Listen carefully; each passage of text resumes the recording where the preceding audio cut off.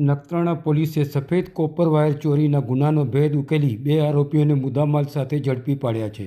નખત્રાણા પોલીસની ટીમે બાંડિયારા ગામના સુલેમાન ઇસ્માઇલ સંઘાર અને ઓસમાણ યુસુફ સંઘારને ઝડપી પાડ્યા છે.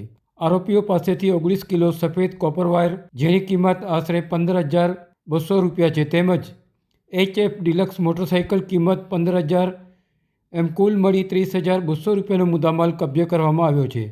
પોલીસ તપાસમાં સુલેમાન સંઘારના અગાઉ પણ ચોરીના અનેક ગુનાઓમાં સંડોવાયેલો ગુનાહિત ઇતિહાસ સામે આવ્યો છે, જ્યારે ઓસમાણ સંઘાર સામે પણ ચોરીનો ગુનો નોંધાયેલો હોવાનું પોલીસે જણાવ્યું છે. નખત્રાણા પોલીસ ઇન્સ્પેક્ટર AM પટેલના માર્ગદર્શન હેઠળ ASI જયંતિભાઈ માજીરાણા સહિતની ટીમે આ કામગીરી હાથ ધરી હતી.